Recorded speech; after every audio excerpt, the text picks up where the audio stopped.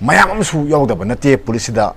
sakta samang yawa haidune akhoi mai lor su yaiko adum mayam amsu police da yawdaba nate sini ko hujik nu pa tawrisi kanano na hai taragadi masi akhoi Imphal police station je masida masagi lokap thambangam ba police officer ne lo na yab na taba lo na yadaba police station da akhoi kanu da police station ma man salaire aduga den lokap amsu man Imphal police station da magi oiba ma thamme do akhoi masi u fange ba aduga o sisu masan oijaba masaka ki gang ko ma mana sida samgal lesima haji thoiba thodo watok mayam sida akhoi khange ba ko masagi oiba lokap haji da kari gino haji masagi oiba lokap ta haji ge ko ngasagi honorable chief minister na haire yam nakai cheng na haire SP da madugi report amta leiti haire then o sida su ma phaba gi matang da report amta leiti mongona pukhalam amta leiti na aina haibnati akhoi hongi pariba honorable chief minister na haire bane ba nakai cheng na ISTB da haire bane ba ko ado haire gadi ojiki ke no se phariba nanau around nanau se police station da thammi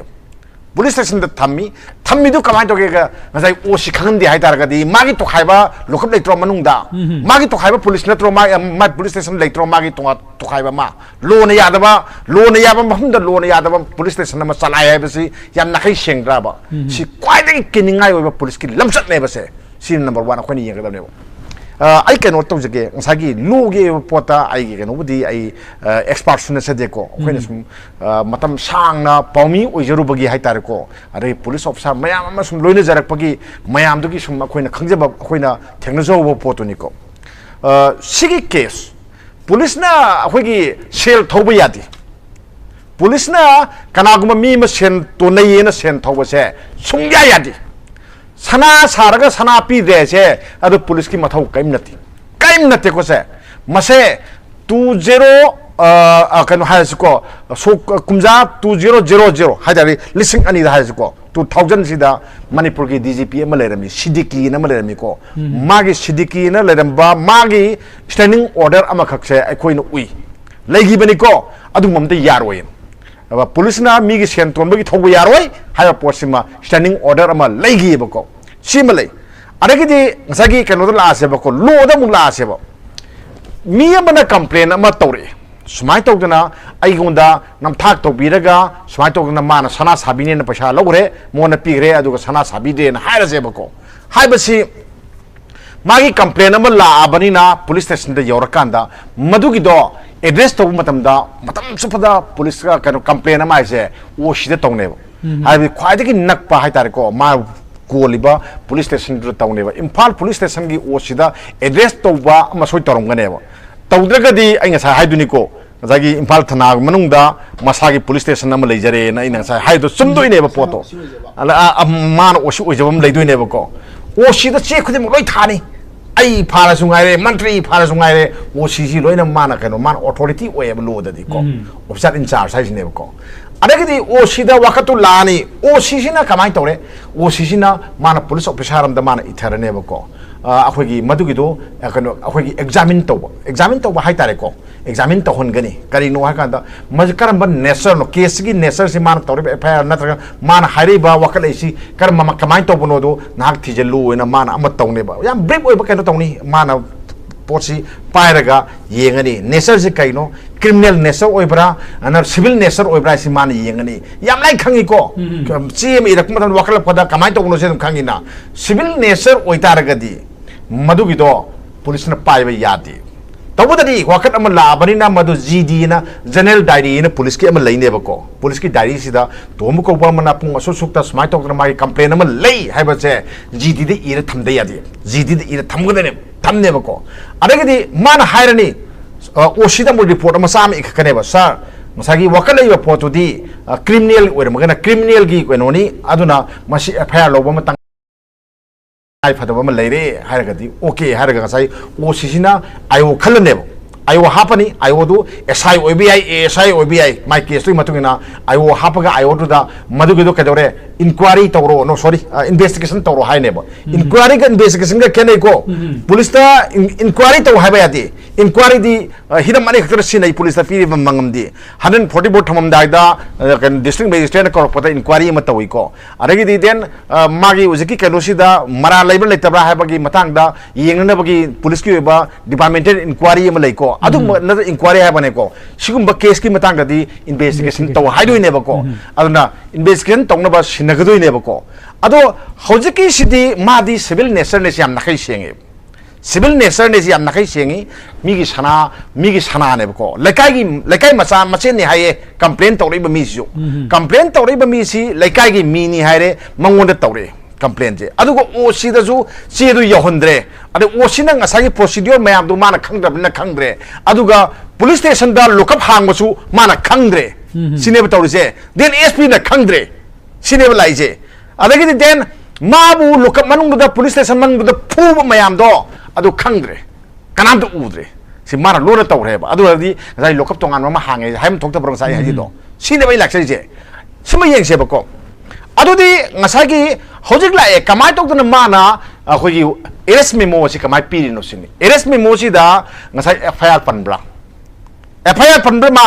karma makara mar osina di FIR lodi na haire mana ma knowledge like ti haire knowledge di FIR lodi kanana no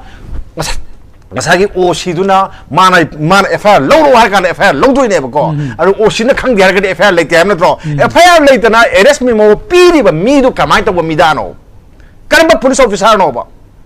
aduna sigi matang ki lakan da ba ko police officer mayam police thabak to mayam sing je ai di sahi magi manung da amukti ba ko moi maintain hakadra moi ki ko ki kano se amtang check to bu somra ne khale hamadi moi no soika na mi siri si de yam nungai te hojiki akoi gi no gi tambiri ba ga paw ma magi thodok tu gi wari tambi ba den adagi di nupi masa ma haitare ko yam nauri ba nupi masa mali akoi angang su yam no ba I nauri ba akoi nupi mali magi kano do legi da ba du gi kano se mana madu to ba den adagi di mangon da ma si do khoi yang je ko police na ma bu pharam ra ka di ma si ga ma hu thakadra ba si akoi number 1 adudi police na ba hatna ne ha kama haro dio koina police na ba bo sina na bagi tawri ne ba mana ithil tiri ne ba ai khang amroi ai police station je odi mun hat kan ne je khali ne ba ko sai purok mayam duna ad phui de du ka dore o sina khang da ba yai SP na khang da ba yai or DJ na khang da ba yai uredna ada hangdo ga yinga tare ba dak mayam jing ji nan bagi di oira moi bu nuksi bagi di oira moi ba den nga sagi tamba du su yaure dana ai ada pon bi no ai punsim de kan biyo gi thawai am de kan biyo na mana hingai da harama mayam do ujikti visual oina bo lei ba yawra bane ba se sigi mayam imung manung gi mai kai de habi re SI jitendro na yum da lak matam da uniform lak party ama ga masana civil dress lak pa ani je lak ni na maram ojana ngai phungtok pi gi ba khoi gi an yadaba police station na an yabo police station all on thok na bai ba tar mana hotna ba leibra ha ba sigi matang sida akhoi gi yena ni ngai oiba khar legani di hojisi akhoi na sum khangde ko asum badu khangde taseng na OC du khangdabra mana khangde budi haire then honorable submission su khangde na haire OC gi taseng na knowledge leitabra ado leibam di thokpra pung khradi police station da leiba port amani na tangai phadana mana OC du leitra su second OC leiram bai ko ado second OC leitra ga su in charge amadi leine ba OC se akhoi mayam na di hai ne ba ko OC se officer in charge he OC sina station da leitra ga di OC ma leine ba mase logi wani ko second OC no OBI na tagana SI no OBI o na tagana kam kanda SI na bodum PBI ba ahinga dum mana OC ki sas purga leine ba si hongna bi ne ba ko ado bok khangdra ga di police ta tawri se kari no khoi khangdre ba police ta tawri se kai no khangdre ba aduna hojite kai dore